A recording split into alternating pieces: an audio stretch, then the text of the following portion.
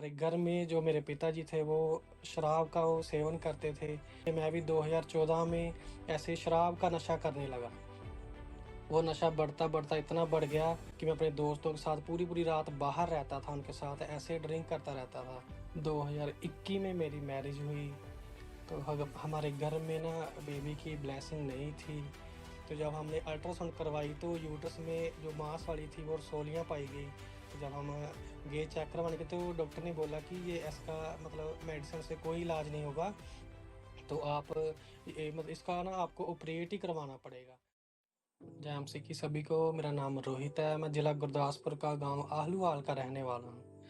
परमेश्वर ने मेरी लाइफ में अद्भुत काम किए हैं और मेरा विश्वास है जैसे परमेश्वर ने मेरे साथ बड़े-बड़े काम किए हैं और मेरी लाइफ में बड़े-बड़े काम किए। परमेश्वर आपकी भी लाइफ में ऐसे बड़े-बड़े काम करेगा, इसलिए मैं ये टेस्टिमनी आप सबके साथ शेयर करना चाहता हूँ। जैसे परमेश्वर ने मुझे बचाया और मेरी लाइफ में बड़े-बड़े काम किए, परमेश्वर आपकी भी लाइफ में ऐसे ही काम करे। हमारे घर में जो मेरे पिताजी थे वो शराब का वो सेवन करते थे, वो शराब का नशा करते थे। उनके पीछे-पीछे मैं भी 2014 में ऐसे ही शराब का नशा करने लगा। वो नशा बढ़ता-बढ़ता इतना बढ़ गया कि मैं अपने दोस्तों के साथ पूरी-पूरी रात बाहर रहता था, उनके साथ ऐसे ड्रिंक करता रहता था। 2016 में मेरे बड़े भाई की एक्सीडेंट में डेथ हो गई, जिसके कारण वो और ज़्यादा बढ़ता गया और उसके बाद मैंने मेडिकल कॉलेज में अपनी एडमिशन करवाई, अपनी मेडिकल की स्टडी मैंने की। मैं फार्मेसी करता था, वहाँ पर भी मैंने ऐसे दोस्त ढूँढ लिए जो ऐसे ही नशा करते थे। उनके साथ मैंने रहना, सारा-सारा दिन उनके साथ घूमते रहना, ऐसे ही उनके साथ नशा करते रहना। ऐसे करते-करते मेरे 2 साल वहाँ पे कंप्लीट हुए। उसके बाद मैंने प्राइवेट हॉस्पिटल में जॉब करना शुरू किया। तो वहाँ पर भी मुझे ऐसे दोस्त मिल गए जो ऐसे ही नशा करते थे, परंतु वो मेडिकल नशा भी करते थे। उनके साथ रहते-रहते मैं वो मेडिकल नशा करना भी मैंने शुरू कर दिया और जैसे मैं उनके साथ रहता था और उसी प्रकार मैं नशे में बढ़ता जाता था।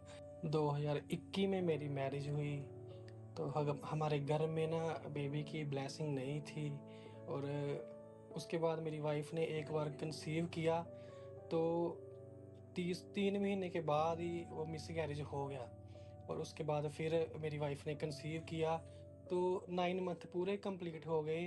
पर जब हम लास्ट में डिलीवरी करवाने के लिए गए, तो डॉक्टर ने चेक किया कि बच्चे की ना मूवमेंट नहीं हो रही, तो आप एक बार ना जाके अल्ट्रासाउंड करवाओ। हम जब अल्ट्रासाउंड करवाने के लिए गए, तो हमने वहाँ पे मैंने खुद ही देख लिया कि ये बच्चा पेट में है, वो डेड हो चुका है। तो हम फिर वापस आए, तो जिसके कारण हमारा सभी का बहुत दिल टूटा और हमें फाइनेंशियली भी नुकसान हुआ और हमारे हाथ भी कुछ नहीं लगा। तो ऐसे मैंने ना अपनी वाइफ़ से कहा कि कोई बात नहीं, अगर हमारे घर में बेबी नहीं है तो आपकी भी बहन है, या आपका भाई है, मेरी भी बहनें हैं, तो हम किसी ना किसी से मतलब बच्चा ले लेंगे, तो हम उनको पाल लेंगे। जैसे हमारे घर में ऐसे बच्चा नहीं हो रहा तो कोई बात नहीं। तो मेरी वाइफ़ पहले से ही चर्च में जाते थे। तो मैंने सोचा कि मैं भी एक बार चर्च जाकर देखता हूँ, तो मैं ऐसे ही हमारे ना गाँव तक इस चर्च की ना वर्शिप सॉन्ग जो थे वो उसकी आवाज़ हमारे गाँव तक जाती थी। तो मैंने सोचा कि एक बार यहाँ पे चर्च में जाकर देखता हूँ।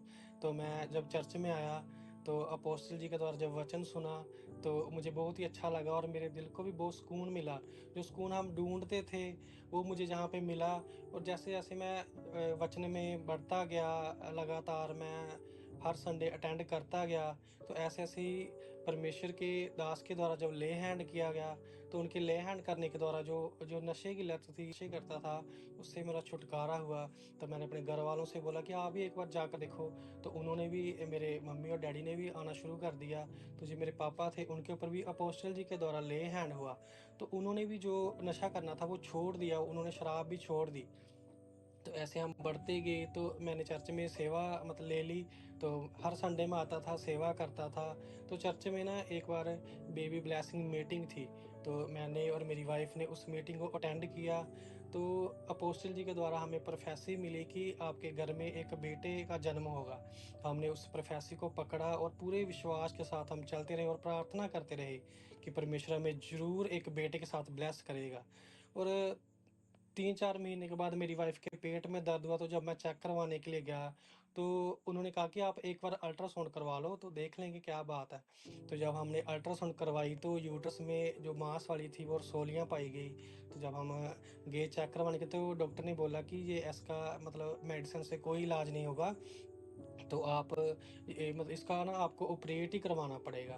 पर हमारा विश्वास परमेश्वर के ऊपर था। हमने उस प्रोफेसी को पकड़ के रखा और लगातार प्रार्थना करते रहे, और हमने पूरा विश्वास अपोस्टल जी ने जो हमें भविष्यवाणी की थी उसके ऊपर रखा। तो हम अपोस्टल जी द्वारा फिर से हमने प्रार्थना करवाई। जब हम 15 दिन के बाद दोबारा चेक करवाने के लिए गए, तो जब उन्होंने अल्ट्रासाउंड करवाई तो उसमें ना तो कोई रसौलियाँ थी, ना ही कोई प्रॉब्लम थी, ना ही पेट में दर्द थी। तो डॉक्टर ने कहा कि कोई बात नहीं, मैं आपको ना जब मतलब इतने दिनों के बाद आना, मैं आपको ना मतलब जो बच्चा कंसीव करने की मेडिसिन है वो आपको दूँगी मैं। जब हमने मतलब 15 दिन के बाद फिर से जाना था, तो जब हमने मतलब घर से फिर से चेक किया, तो परमेश्वर ने मेरी वाइफ़ ने मतलब परमेश्वर की ओर से वो कंसीव कर चुकी थी।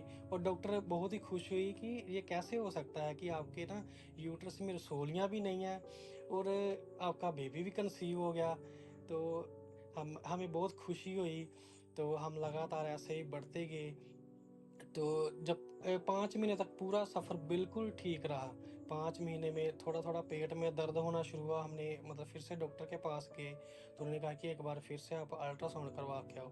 जब हमने अपनी मने मतलब मेरी वाइफ़ ने अल्ट्रासाउंड करवाई, तो उसमें उन्होंने बताया कि बच्चे को ना ब्लड का फ्लो पूरा नहीं मिल रहा, जिसके कारण जैसे आपका बच्चा पहले डेड हो गया था, ये फिर से ऐसे डेड हो जाएगा। तो उसने कहा कि मैं आपके केस को नहीं पकड़ूँगी, आप ना अमृतसर चेक करवा लो जाके। अब वहाँ से ट्रीटमेंट लेते रहो, तो मैं आपके केस को नहीं करूँगी। जिसके कारण हमें बहुत ज़्यादा परेशानी, क्योंकि हमारे पास कोई मतलब गाड़ी नहीं थी, कुछ नहीं था, तो इतना दूर आना-जाना हमारे लिए बहुत मुश्किल था। हम एक बार सिर्फ़ चेक करवाने के लिए गए, तो उन्होंने कहा कि कोई बात नहीं, आप मेडिसिन खाओ, तो देखा जाएगा जो होएगा। तो हमने ना दूर होने के कारण हमने मुकेरिया में चेक करवाना शुरू किया। वहाँ पे भी डॉक्टर ने ऐसे ही बोला कि आपका केस जो है बहुत ही ज़्यादा क्रिटिकल है, तो आपको ना रूटीन में चेक करवाना पड़ेगा। तो हम लगातार चेक करवाते रहे। जब हम मतलब 8 मंथ तक पहुँचे, तो डॉक्टर ने कहा कि आपका केस ना क्रिटिकल होता जा रहा है, बच्चे को ना ब्लड का फ्लो ना बहुत कम मिल रहा है, तो मतलब कुछ भी हो सकता है। तो आपको कभी भी मतलब डिलीवरी किसी भी टाइम करनी पड़ेगी और आपके बच्चे को ना एडमिट करना पड़ेगा। ऐसे करते-करते 8 मंथ कंप्लीट हुए, पर अभी तक 9 मंथ कंप्लीट नहीं हुए थे, थोड़ा समय अभी था, जिसके कारण हमें डॉक्टर ने मतलब जब हम चेक करवाने गए तो उसने कहा कि ये मतलब जो बढ़ता ही जा रहा है ऐसे, तो आपको ना अपना सामान आप ले आओ, तो आपकी डिलीवरी करनी पड़ेगी। तो हमने फिर से मतलब मुकेरिया से ना गुरदासपुर आ गए, जिस डॉक्टर ने हमें जवाब दे दिया था, हम फिर उसके पास आए, वो सारी स्कैन रिपोर्ट सब कुछ चेक करवाया। तो उसने कहा कि हाँ, सचमुच ये ना ज़्यादा आपका केस क्रिटिकल होता जा रहा है, तो ये आपकी ना मौके पर ही डिलीवरी करनी पड़ेगी, आपको ना सिज़ेरियन करवाना पड़ेगा। तो हमने कहा कि ठीक है, आप कर दो। तो उसने कहा कि मैं मतलब पेशेंट की गारंटी लूँगी, पर बच्चे की मैं गारंटी नहीं ले सकती, वो बचेगा या नहीं बचेगा। वो आपकी मतलब ज़िम्मेवारी, वो हमारी ज़िम्मेवारी है। हमारा काम है सिर्फ़ पेशेंट को बचाना। तो जिसके कारण हमें बहुत सारी प्रॉब्लम हुई। तो हम डर गए कि ऐसा मतलब हम क्या करें अब? पर हमें परमेश्वर का विश्वास था और मैं लगातार इस वचन के द्वारा प्रार्थना करता रहता था। जैसे यशायाह की पुस्तक में लिखा है कि जैसे परमेश्वर आपने आकाश और नई पृथ्वी को बनाने वाले हैं, आपके सम्मुख बनी रहेंगी, उसी प्रकार मेरा नाम और मेरा वंश भी तेरे सम्मुख बना रहेगा। और मैंने अपनी बाइबल के ऊपर उसको लिखा हुआ था, और मैं लगातार उसी वचन के द्वारा प्रार्थना करता था, और हमने उस प्रोफेसी को भी याद रखा, तो उस मीटिंग को भी याद रखा और उस वचन को भी याद रखा, और परमेश्वर ने हमें इस दुःख से हमें आज़ाद किया। जब डिलीवरी हुई तो परमेश्वर की ओर से हमें एक बेटे की आशीष मिली। और जब मेरी वाइफ़ ने डॉक्टर से पूछा कि हमारे घर में क्या हुआ? तो उसने कहा कि तेरे घर में बेटा हुआ है, और बिल्कुल ठीक है। और ऐसे हम परमेश्वर ने हमें एक बेटे की आशीष दी, और हमारा बेटा बिल्कुल ठीक है। और मैं अपोस्टल लाली कराल यूसुफ जी का बहुत-बहुत धन्यवाद करता हूँ। परमेश्वर का बहुत-बहुत धन्यवाद करता हूँ कि परमेश्वर ने हमारे लिए अपने ऐसे दास को हमारे लिए यहाँ पे भेजा है, जिनके द्वारा परमेश्वर अपने वचन को हमारे ऊपर ज़ाहिर किया। और मैं परमेश्वर का बहुत ज़्यादा धन्यवाद करता हूँ, क्योंकि परमेश्वर ने मुझे और मेरे परिवार को मतलब मेरे पापा को भी नशे से आज़ादी दी। और परमेश्वर ने जो हमारे घर में कमी थी, हमें एक बेबी बॉय के साथ भी ब्लेस किया। और जैसे मैं नौकरों की तरह ज़िंदगी जी रहा था, मतलब मैं जॉब कर रहा था प्राइवेट, परमेश्वर ने मुझे 2 क्लिनिकों के साथ ब्लेस किया है। और मैं सभी यूथ को और सभी कपल्स को मैं कहना चाहता हूँ कि जितने भी जो नशों में हैं, वो परमेश्वर के वचन के साथ जुड़ें, और जितने भी मतलब कपल है जिनके घर में बेबी की ब्लेसिंग नहीं है, वो भी परमेश्वर के वचन के ऊपर फेथ करें, क्योंकि परमेश्वर हमारी लाइफ में बड़े-बड़े कार्य करता है और उसका वचन सत्य है, वो अपने वचन को ज़रूर पूरा करता है। जैसे अपोस्टल अली यूसुफ करैल जी के द्वारा उन्होंने हमारे ऊपर ज़ाहिर किया कि परमेश्वर आपको एक बेटे के साथ ब्लेस किया और अपने उसने वचन को भी पूरा किया। उसी प्रकार मेरा विश्वास है परमेश्वर आपकी लाइफ में बड़े-बड़े काम करेगा। मैं परमेश्वर का और परमेश्वर के दास का धन्यवाद करता हूँ और इस गवाही के द्वारा सारी महिमा और सारा जलाल प्रभु यीशु जी को देता हूँ। Hallelujah, hallelujah, hallelujah.